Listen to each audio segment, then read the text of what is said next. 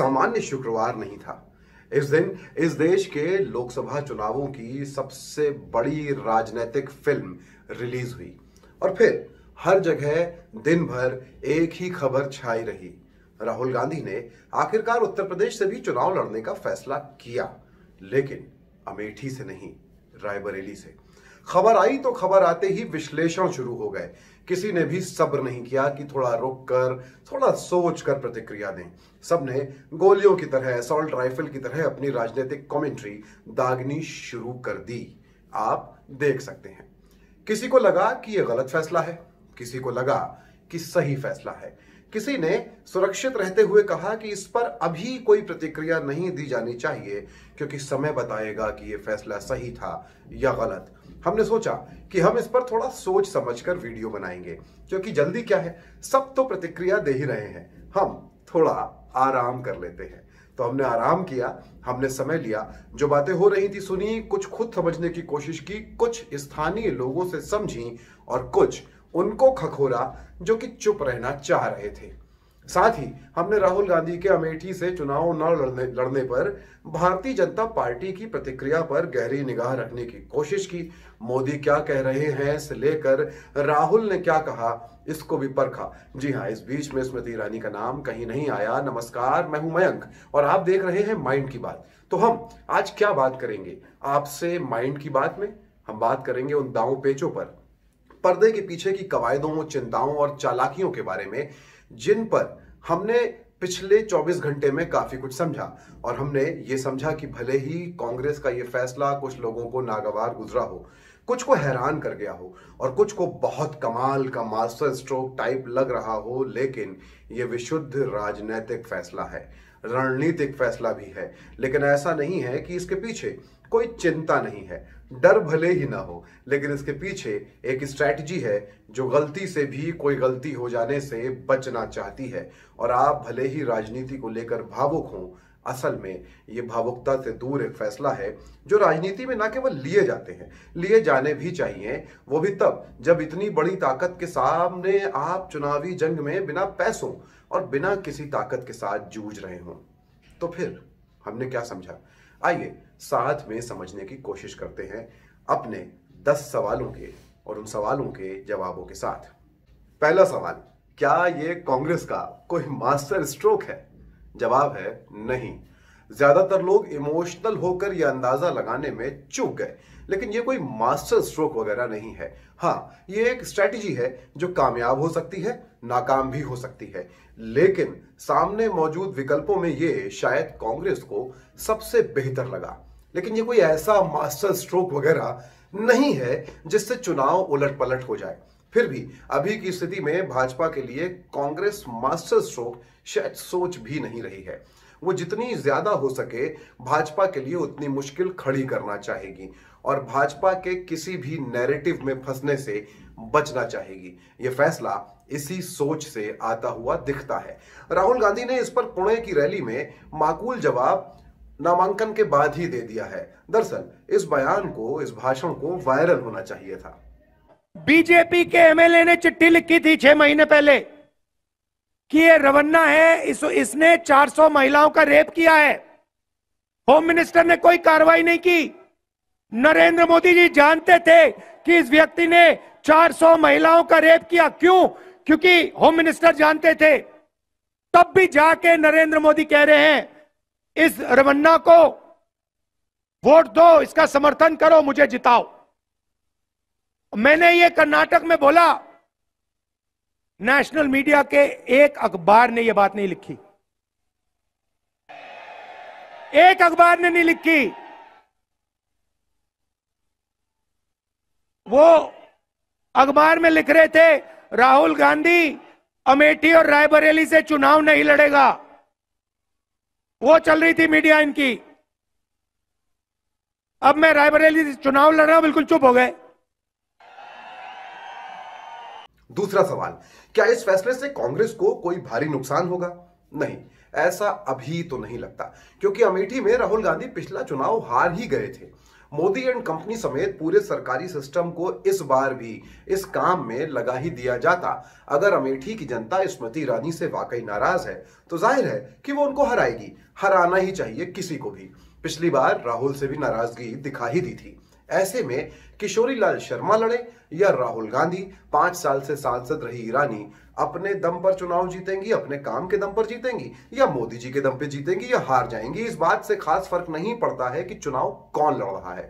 निश्चित रूप से राहुल चुनाव लड़ते तो जमीन पर हवा ज्यादा होती, लेकिन कांग्रेस ने जिन केएल शर्मा को टिकट दिया है, पूरी अमेठी और पूरी रायबरेली जानती है कि वे राहुल और सोनिया के सबसे विश्वास पात्र व्यक्ति हैं। बल्कि अमेठी या रायबरेली में वोटर का संपर्क सूत्र ही केएल शर्मा है। हमने पूर्व टीवी पत्रकार और कांग्रेस के राष्ट्रीय प्रवक्ता डॉक्टर पंकज श्रीवास्तव से यही सवाल किया। महाभारत में एक प्रसंग है कि जब कंस का दामाद जरासंध ये खबर सुनता है कि कृष्ण ने कंस का वध कर दिया तो वो मथुरा पर चढ़ाई कर देता है। कंस का दामाद था, बदला लेना था, ये कंस के भांजे थे। लड़ाई एक उपाय था, लेकिन कृष्ण ने लड़ाई करने की जगह द्वारका जाना पसंद किया और रणछोड़ दास कहलाए। कृष्ण ने युद्ध नहीं किया, रण छोड़ दिया और उनको रणछोड़ दास कहा जाने लगा। लोग जब रणछोड़ कहते थे तो कृष्ण मुस्कुराते थे, क्योंकि ये जरासंध के अंत की शुरुआत थी। वैसे ही राहुल गांधी ने जब अमेठी में स्मृति ईरानी से लड़ने के बजाय रायबरेली से लड़ने का फैसला किया, तो आप समझ लीजिए कि ये जो प्रधानमंत्री मोदी हैं, इनके अहंकार के अंत की शुरुआत है। आखिर स्मृति ईरानी का पूरा मामला है क्या? उनकी जो प्रसिद्धि है वो यही है कि उन्होंने अमेठी में राहुल गांधी को हरा दिया। और इस बार भी पूरी भारतीय जनता पार्टी ये चाहती थी कि राहुल गांधी वहां लड़े, जिससे एक माहौल देश में स्मृति ईरानी वर्सेस राहुल गांधी का बने। रोज वहां से खबरें आए और स्मृति ईरानी जब संसद में खड़े होकर ये कह सकते हैं कि राहुल गांधी ने उनकी ओर फ्लाइंग किस उछाला था, तो फिर वो कुछ भी कह सकती है। वो तो एक खुला झूठ था, बाद में खुला भी, लेकिन उन्होंने तो इतना मुद्दा बनाया, खूब क्या कहते हैं, मीडिया की सुर्खियां बटोरी थी। तो अब इस चक्कर में कांग्रेस नहीं पड़ी। अब उसकी कोशिश है उन मुद्दों पर बात हो जो कांग्रेस के न्याय पत्र में है। मसलन नौजवानों के रोजगार का सवाल कि हर बेरोजगार को 1 लाख की पहली अप्रेंटिसशिप दी जाएगी साल भर की, हर गरीब महिला को 1 लाख रुपए साल में दिए जाएंगे। इसके अलावा जो 30 लाख पद खाली पड़े हैं, जिसकी वजह से 15 लाख कम से कम आरक्षित वर्गों को नौकरी नहीं मिल पाई, उसको तुरंत भर्ती की जाए। किसानों की एमएसपी की लीगल गारंटी दी जाए। मनरेगा का जो दैनिक उसकी मजदूरी है उसे 400 रुपए किया जाए। तो ये तमाम मुद्दे हैं, इस पर बात हो। लेकिन गोदी मीडिया चाहता था कि बात इस पर हो कि स्मृति या राहुल, और फिर यह होता कि आज तो राहुल गांधी ने उनकी भैंस छीन ली, आंख मार दी, फ्लाइंग किस उछाल दिया, यही सब होता। तो मेरा तो ये मानना है कि कांग्रेस पार्टी ने एक बहुत बेहतरीन फैसला लिया है, क्योंकि जब आप बड़े लक्ष्यों के लिए लड़ते हैं, बड़े मुद्दे पर सोचते हैं, तो आप इस चेतना से, इस समझ से नहीं काम कर सकते जो स्कूली बच्चों का होता है कि अगर पिछली गली में कहीं किसी ने उनको पीट दिया तो वो अपने दोस्तों के साथ अगली गली में दूसरे दिन इंतजार करते हैं। ये बचकानी बातें हैं और मीडिया को अफसोस हो रहा है कि उसके हाथ से मुर्गा लड़ाने का एक अवसर चला गया। तीसरा सवाल, क्या इस फैसले से भाजपा को कोई एडवांटेज पॉइंट मिल गया है?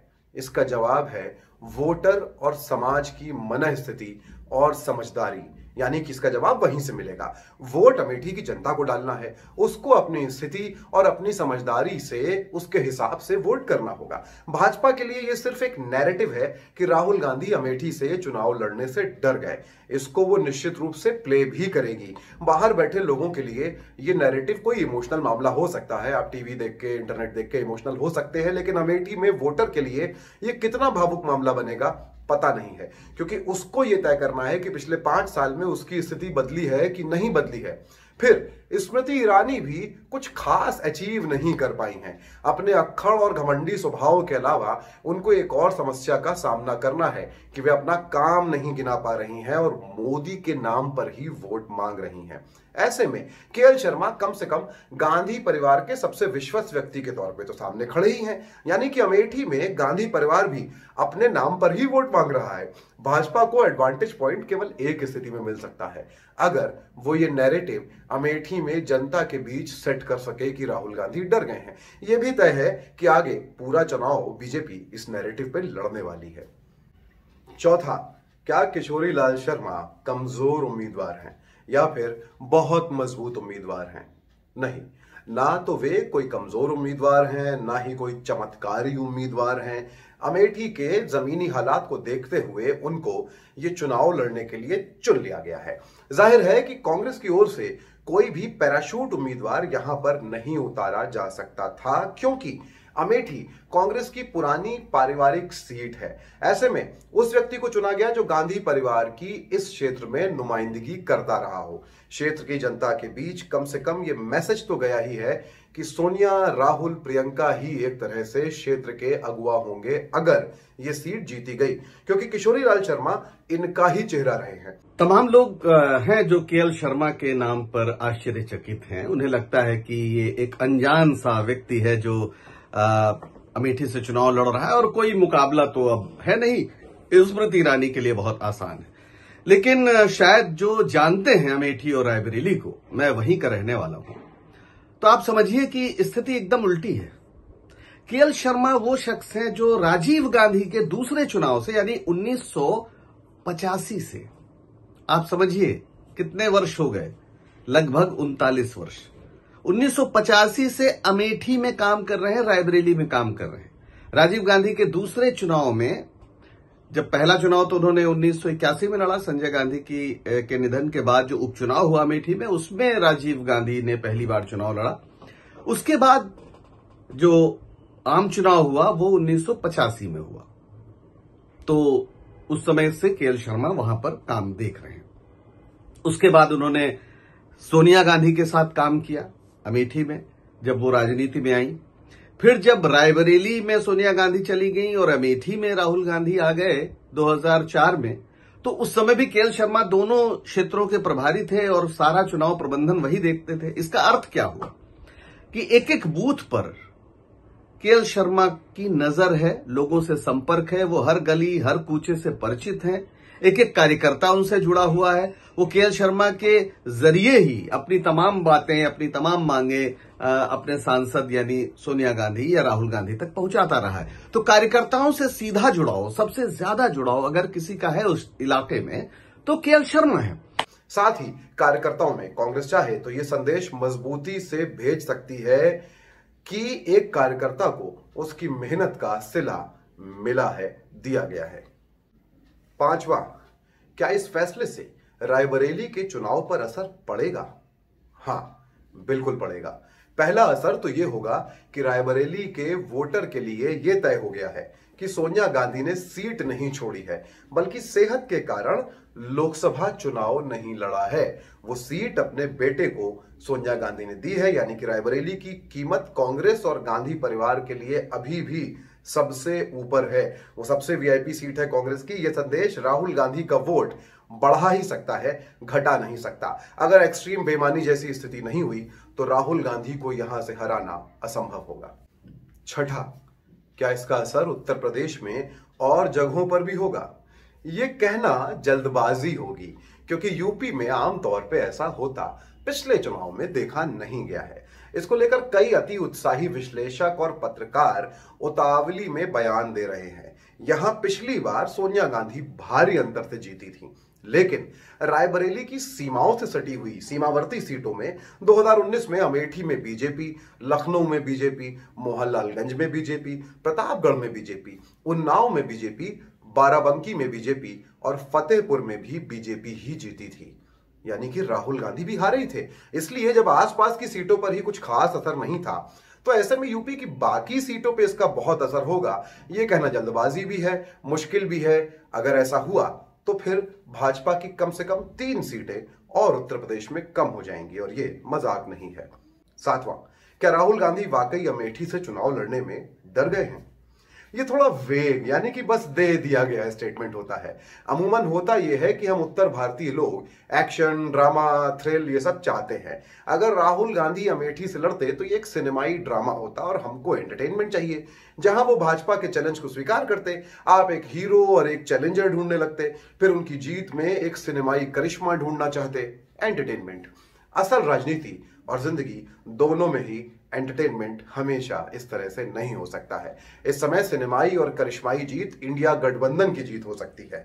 ऐसे में अमेठी से लड़ना एक अलग लड़ाई हो जाती। राहुल गांधी और कांग्रेस ने यह फैसला कोई अकेले भी नहीं लिया होगा। रायबरेली और अमेठी में समाजवादी पार्टी से लेकर सीपीआई एमएल तक की राय ले ली गई होगी। जमीन के हालात देखकर राजनीतिक फैसले लेना ही समझदारी है। आप मान लीजिए एमएस धोनी को फिनिशिंग करते देखना चाहते हैं, लेकिन मैच के हालात के हिसाब से अगर उनको मिडिल ऑर्डर में उतारा जाए और वो मैच में टीम को बचाने के लिए धीमी रफ्तार से बल्लेबाजी करें और आप मैच जीत जाएं, तो आप यही कहेंगे ना कि टीम ने सही रणनीति अपनाई, या हार भी जाए तो आप ये कहेंगे। फिर यहां इतना भावुक क्यों होना? हमने इस बारे में राजनीतिक आर्थिक विश्लेषक और विद्वान संदीप मानुधने से बात की। उनकी बात सुनिए।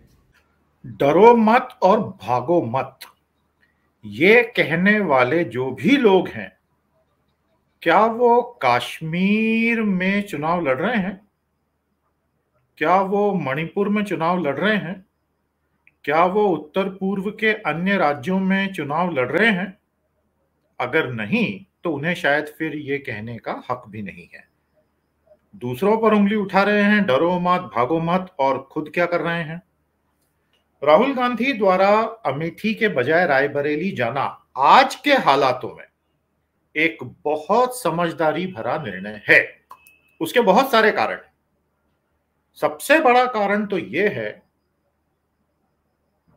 कि स्मृति ईरानी का पूरा राजनीतिक अस्तित्व राहुल गांधी के विरोध से परिभाषित होता है, और अगर राहुल गांधी पिक्चर से हट जाते हैं तो स्मृति ईरानी की राजनीति 70-80% पूरी हवा निकल जाती है।